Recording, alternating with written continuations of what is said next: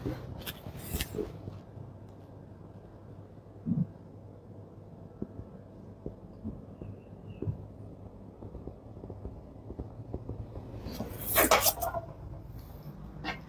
everyone! So, this is part 6 ng ating mini-series of dental matters, no?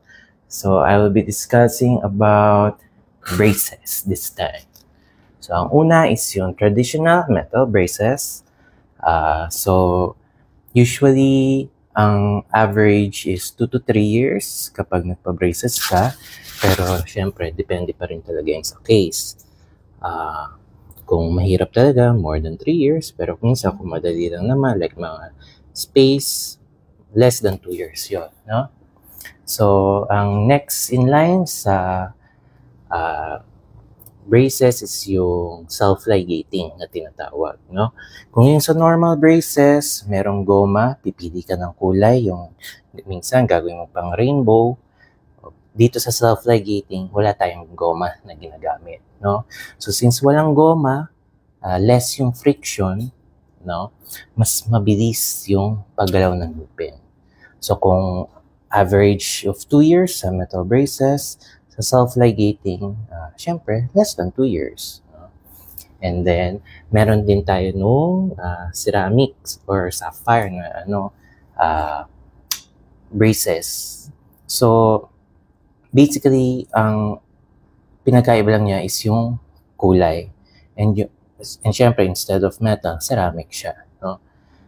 So, ako personally, hindi ko siya masyado gusto kasi madaling mabasag. No? Minsan, pag ina-adjust ko, nasisira yung mga hooks. O kaya naman pag kumakain sa pasyente ayun nga, nababasag. And madali siyang mag-stain.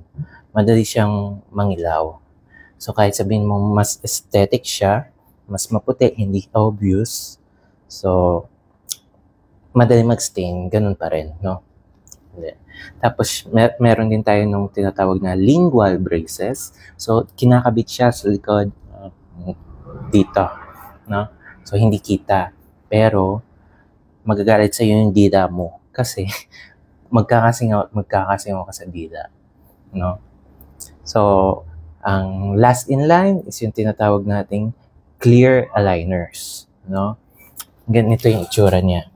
Here. So, para lang siyang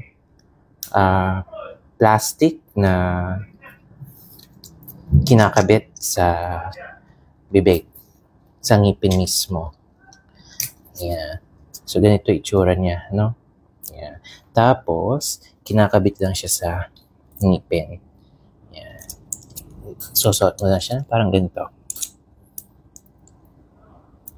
Yeah. So, once mag-snap na siya, ayun, gagalawin na niya yung ngipin mo. Yun. So, it's a series of trays. Yung tray kasi tawag dito sa clear. So, it's a series of trays na isusuot mo. Tapos, so, ang kinaganda nito is mas mabilis siya sa conventional braces. Ito talagang hindi siya halata kasi clear na. And then, mas convenient linisin. Kasi since natatanggal mo, madali mo i-toothbrush. Okay? So, I'll discuss about this in the next videos in more detail. No? Ayun lang muna. Bye-bye!